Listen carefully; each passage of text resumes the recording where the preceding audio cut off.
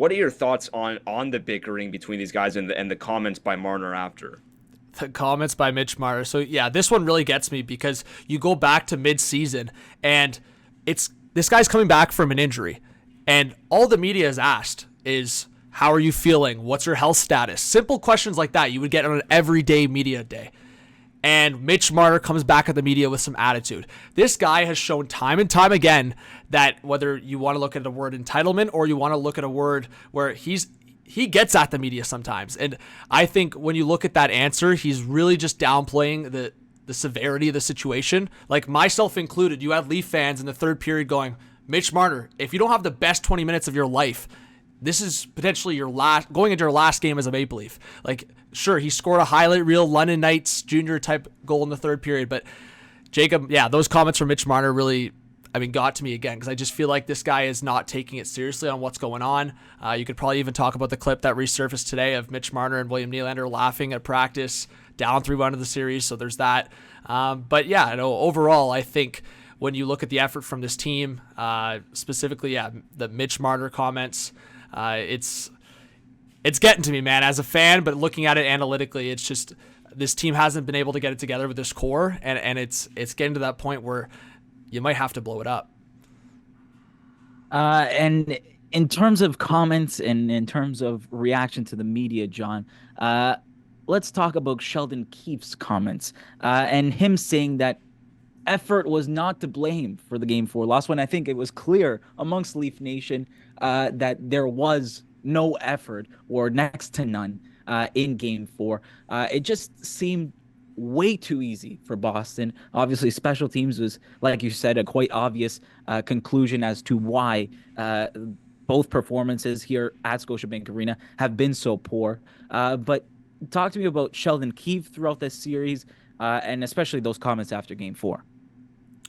Yep, another situation where fans is just rolling their eyes, shaking their head. I think, you know what, regardless of how you feel, but whether it's behind the scenes or in the locker room after, regardless of how you feel your guys played in terms of effort, you lost 3-1. You're down 3-1 in the series. Fans don't want to hear about what kind of effort you put when you put only one on the board.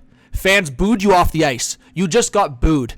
Fans do not want to hear that you put in a good effort. You know what? That sounds like a participation award. That sounds like you are giving credit over a loss. It's a playoff loss. You lost the game. So I think there's a time and place to give effort and gold stars to your players.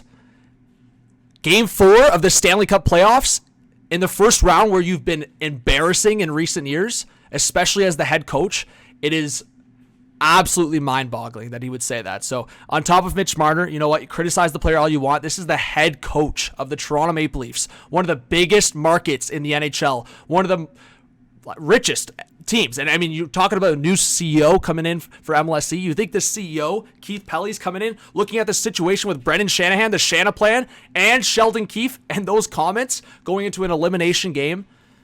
Enough with the gold stars, enough with the participation trophies. These are the playoffs. The Leafs should not be accepting moral victories anymore. We are so far past that. Once again, we are talking with John Viveiros. He is getting definitely hot, and definitely the host of Hot Take Hockey on YouTube. Check it out. Check out the channel. And all the right to be hot. We're all hot. We're all heated because of this disastrous team that we are watching in front of our eyes on the ice. It's not a big if. It's probably most likely going to happen. About probably 95% sure that it's going to happen. That they'll be losing tomorrow at TD Garden. I want to ask you what happens in the offseason. But before you answer that, I want to ask, is the core four and their, what looks to be, at least from my point of view, their inability to step up on the big stage time and time again, some more than others, obviously, that core four, but is the core four's inability to step up when the stakes are so high, preventing them from reaching that next level? Yeah, it's stepping up in big times, but it's also playing that level of playoff style hockey, essentially. I mean, when we look at this series, for example, Austin Matthews' best game was game 2. And it wasn't just because he scored. It wasn't just because he put 3 points on the board. He was playing playoff style hockey. You could see him on the defensive effort. He was getting physical, knocking guys off the puck, knocking guys on their butt. Like, he was physical, and he was playing that playoff style hockey. We've seen it with different players, different stars in this league. Colorado, all those disappointments until Nathan MacKinnon learned how he had to play in the playoffs, and now he has that in his bread and butter. So that's one thing with a guy like Austin Matthews, Mitch Marner, William Nylander, that playoff style hockey. But yeah, for sure, it's stepping up in big moments. I mean, when you're talking about games 5, 6, and 7s, Mitch Marner doesn't have goals to show for there. I think he has 1 or 2. And that's a guy that, I mean, hometown boy, Toronto boy, he really should have just the plain out heart to show up when it matters. And it's sad that it's a third period where he steps up a little bit after Austin Matthews goes out. So I think it's some of that ego thing, guys. I mean, think about it. If Mitch Marner's only playing well when Austin Matthews is out of the lineup, doesn't that kind of show that it's like, okay, this is my team until Austin gets back? Like, that's just kind of the vibe I get from these guys. Like, all of them want me. They all want all the money. It doesn't matter about team with some of these guys, right? And I hate nagging on Austin as well, because 69 goal season, all these great accomplishments, but this is regular season stuff. I'm so past the regular season stuff. So I think that's kind of the mentality with these guys. If I could make a prediction, I mean, Mitch Marner is probably the guy to go in the offseason just by default. I mean, he's had a horrible performance here in the playoffs, but just by default, because you just signed William Nylander and Austin Matthews to long-term deals. And John Tavares, captain, he's got a no movement clause. Yeah, same as Mitch, but I mean, Tavares, whether it's his foundation here or just all of his family, wife, kids, that one's a tougher one to sell. But Mitch Marner, no kids yet. He could maybe go to a different team. Maybe you convince him to waive. But yeah, I mean, Nylander, Matthews are not going anywhere as far as I can see. John Tavares, the only thing I'd say in terms of big change there is maybe it's time to strip the C. I'm not going to say that I want to specifically get at Tavares, but you've seen it with different teams. Sometimes it's just time to look at a different leader, and maybe that means you're taking Tavares as captain away.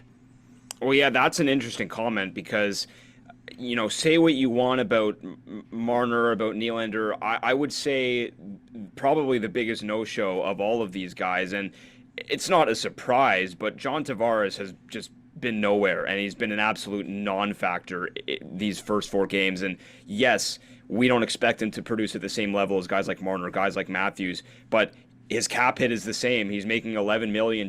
This is a guy that you need to be out there and performing. What's gone wrong specifically for him this series? Is it just a matter of age, or have you noticed something more specific with his game?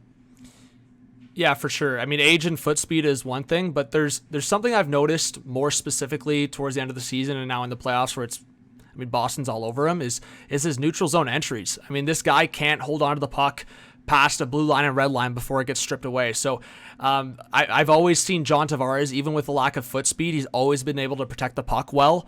And the fact that that's not working for him in the neutral zone is such an issue. And specifically in the first 3 games. And I think that's why you're probably seeing Nylander reunited with Tavares in those practice lines, because Nylander is one of the best zone entry players.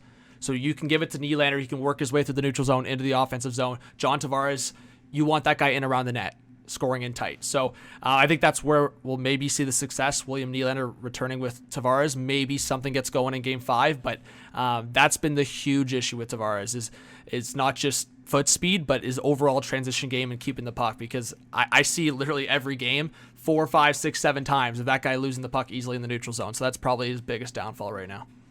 John, we appreciate your time. Just one more quick question for you before we let you go. Ahead of Game 5, and I think one thing that me and Brandon and so far have not really gone deep into is how good the goaltending has been for Boston. It's certainly not the case for Ilya Samsonov so far. He has looked out of sorts at times in net for the Leafs, and all signs seem to be pointing to, according to Mark Masters at TSN, it seems that signs are pointing to Joe Woll getting the start for Game 5 against Boston in the must-win game. Your thoughts on what we might see from Joe Woll and the move?